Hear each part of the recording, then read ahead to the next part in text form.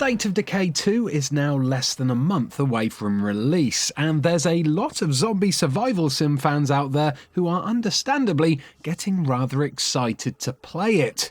But maybe you're new to the State of Decay series, maybe you need a refresher course before you jump back in, or maybe you just want to take a look at all the new stuff that Undead Labs has added to this sequel. Well, the following video covers all of those bases, so settle down and enjoy 9 ways to survive in State of Decay 2, followed by my hands-on impressions of the game.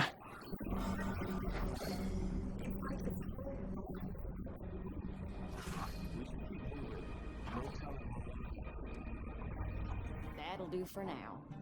Let's claim this place and get settled, shall we? The key to survival in State of Decay 2 is almost entirely based around building a successful, thriving community. You can do that by scavenging, looting, shooting, and trading your way across 3 open-world maps that are all roughly equal in size to the map from the first game. While you're only able to play as one survivor at a time, you can take control of any surviving member of your community whenever you wish. So if your current character is tired or injured, you can send them to the infirmary to get a bit of R&R and then head on out to scavenge the surrounding area with one that's feeling a little more fresh.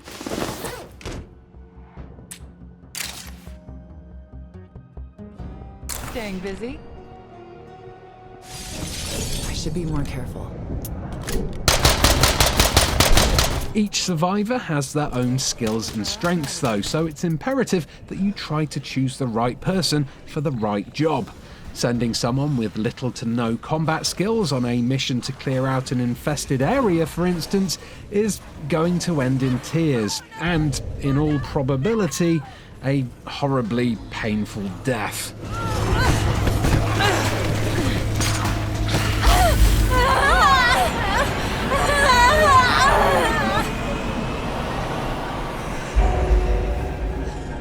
Oh, and just like in the previous games, if a survivor dies, well, that's it. They're goners. No respawns, no revives, just the sweet, sweet release of death. And then the annoying trek back to their corpse to pick up all the sweet guns they dropped. Don't worry, my friend. I've got your back. The more time you spend outside of your home base, the more loot and materials you can scavenge to build up your base with. But when you first lay claim to a base, it will be pretty basic, so you'll need to play sensibly and put a lot of time into resource gathering if you want to be able to create a thriving community full of well-armed and hopefully happy survivors. It'll take a while for us to finish putting up the infirmary. In the meantime, we should look around for more supplies. I'm hoping to make a trade. Interested? Okay. For the first time in the State of Decay series, you're going to be able to get into scraps with other human survivors, as well as the undead. Now, not all human communities, or enclaves as they're known in the game, will be hostile, and in fact, you're going to have to rely on a lot of them for trade. Any luxury items you've looted from buildings can be sold for influence, which is the main currency in the game. With that, you can buy supplies, food, ammunition, whatever the enclave you're chatting with has to trade, basically. Looks like it's time for you to die now! Do be careful not to piss off an enclave, though. I decided to threaten a bunch of friendlies, for science of course, and, well, let's just say human opponents are a lot more aggressive than the brain-dead Zeds.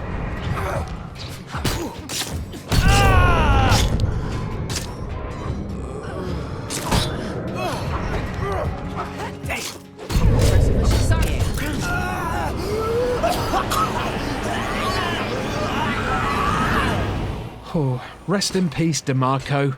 You definitely deserved better. Only one of those left. Dropping a bomb and exploding a horde of zombies like that may look pretty cool, what with all the little zombie bits flying off in all directions and stuff, But believe me when I say, you're going to want to do that kind of thing sparingly in State of Decay 2. You see, the zombies and freaks in this game are super attracted to noise, and even one tiny gunshot can draw a pack of them towards you in an instant. If you can, keep things quiet as a mouse by concentrating on melee and stealth kills. This means getting up close and personal with the Zeds, but it's the best way to avoid being swarmed until you've found enough components to craft yourself a silenced weapon.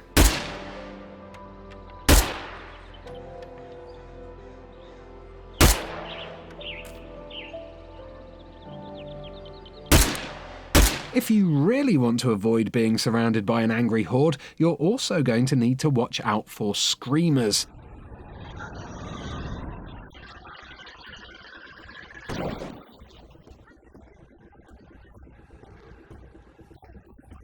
These rotting freaks might look harmless enough, but if they spot you, they'll let out an ear-splitting shriek that will cause all nearby zombies to leg it to your location. If you see a screamer zombie in an infested zone, make killing it your #1 priority, because otherwise, shit is going to get real tough, real fast.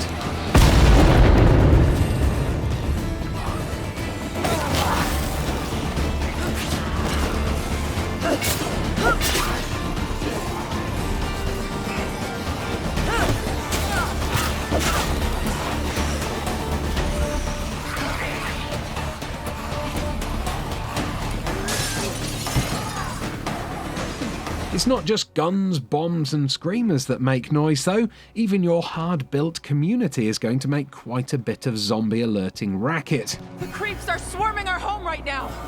The constant hustle and bustle of a busy base will regularly cause zombies to besiege your community. If you prepare your base well enough by building defences and arming your survivors with scavenged weapons, they'll be able to deal with most of these attacks in your absence.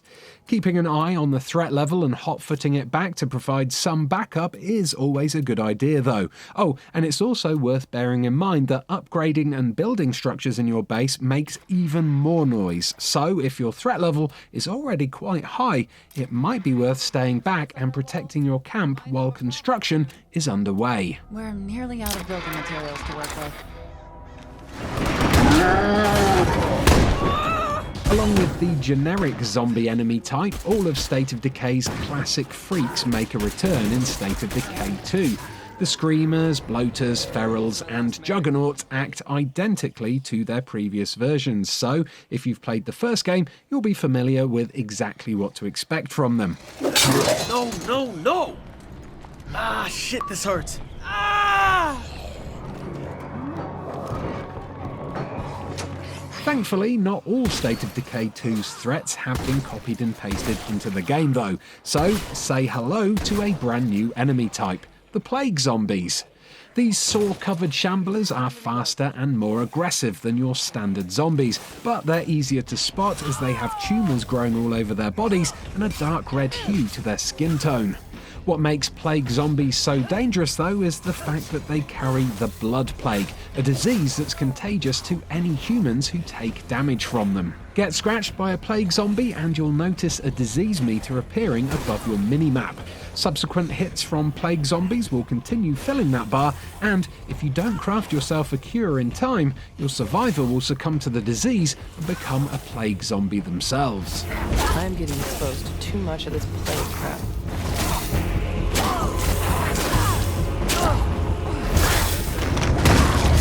Better way to do this.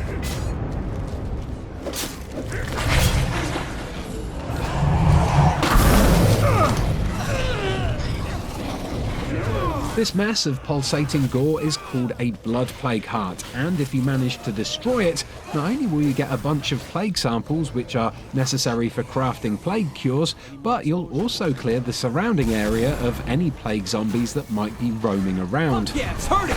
Don't let up! Obviously, this isn't going to be as easy as just turning up and pressing X on it a couple of times though. Instead, you're going to need to shoot it a bunch and maybe even lob a few explosives at it until it finally dies. Not only will this commotion draw in tons of zombies, but the plague heart will also scream out for reinforcements, which will bring a mass of plague zombies down on your position. Worse still, these plague hearts will belch out burning gas if you deal a certain amount of damage to them, so just standing beside them and wailing on them with an axe is going to do you more harm than good. Defeated plague hearts will drop 5 plague samples each, which is the exact amount of samples you'll need to craft yourself a cure at your base's infirmary. You can also get random sample drops from defeating plague zombies themselves, so make sure you keep an eye out for those as well, as it could mean the difference between life or death. That was my last shot. Now look here. There are things out there that want to kill you. We all know that. And if you can't keep them out of your home, you deserve what you get. Grabbing yourself a working vehicle is a necessity if you want to make it around State of Decay 2's 3 maps in one piece. Not only do they speed up travel, but they also offer you extra protection, they can be loaded up with scavenged supplies and backpacks, and you can drive them around while flapping the doors open and closed as you smack into loads of zombies.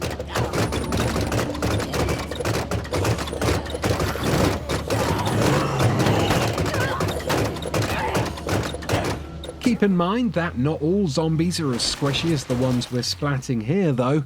I played chicken with one of the game's terrifying juggernaut zombies and my poor little ambulance just didn't stand a chance. We have a few zombies coming toward base. Nothing we can't handle though. Vehicles will get damaged over time as well. Even the weaker zombies will do a small amount of damage when you hit them. You'll also run the risk of running out of gas, so do keep an eye out for gas canisters and repair kits as you scavenge your way through the towns. You never know when you're going to need to make a hasty exit.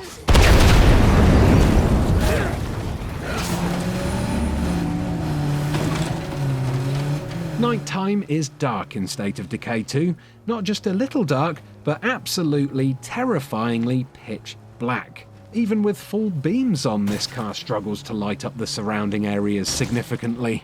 Try to limit your movement at nighttime if you can, especially if you're on foot, because getting lost and bumbling into a group of walkers when you're unprepared could easily be a death sentence.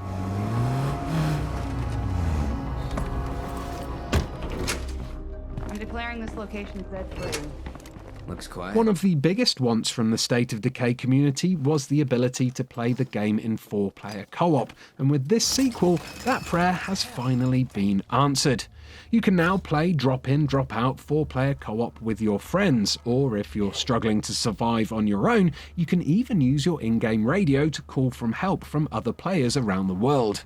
Now, you might be wondering what happens to all your lovely loot and the community that you've grown rather fond of if you join a co-op game for yourself. Well, when you're a guest in someone else's world, you'll see their world, their missions, and their survivors, but you'll still be playing as one of the survivors from your own campaign. To make leaving your community worthwhile, any loot you place inside the host's supply locker whilst in a co-op game will then be available in your own supply locker the next time you go into a single-player game, and vice versa. It's also worth pointing out that if you do die in co-op, your character will also then be dead in your main game, so maybe keep your favourite survivor at home base if you're helping a mate with a particularly tricky mission.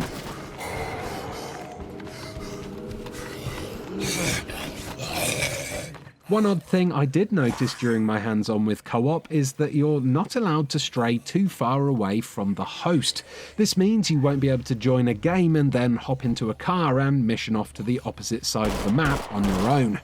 If you do get too far away from the host, you'll see a warning sign flash up on the screen before you then get teleported back to their location. I was actually expecting a fully open world experience with the 4-player co-op, so this limitation grated on me quite a bit. It does help keep the group dynamic in place, I guess, but I'm not going to try to hide my disappointment here.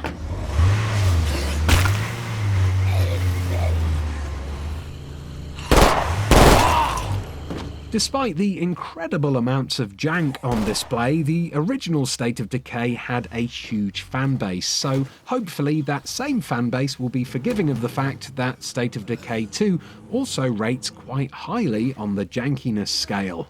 I played both the Xbox One X and PC builds, and both had high levels of graphical glitches.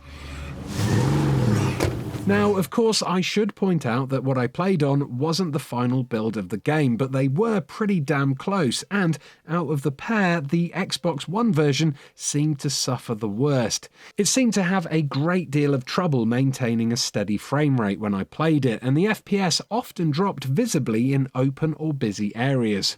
While the PC ran smoothly enough, that also suffered from a great deal of graphical bugs, especially in 4-player co-op where the game really seemed to struggle. There's a high chance that a lot of these things will be ironed out before launch, but as that's only a couple of weeks away, eager fans should prepare themselves for what looks to be quite a lot of rough edges. I better stay away from the plague zombies. I'm not feeling too good.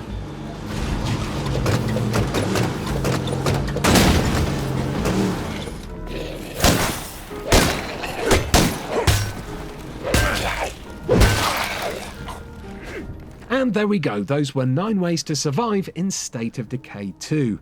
Now, I did have fun playing the game, but aside from the obvious graphical improvements, the addition of a new enemy type and the 4-player co-op, it really felt like more of the same rather than a completely fresh take on the series. Co-op is often hard to judge properly when you're playing with strangers, so do bear that in mind when I say this, but to be honest, that portion fell a bit flat for me as well. It was easy to get confused as to everyone's goals, and the fact that we were always tethered to the host by an invisible string was a constant reminder of the game's limitations. You're not gonna hold up much longer. With all that aside, there is plenty in here that will please hardcore fans of the original. But is there enough new stuff in here to keep the series feeling interesting? I'm not so sure, but I guess we'll see when the game releases in a few weeks' time.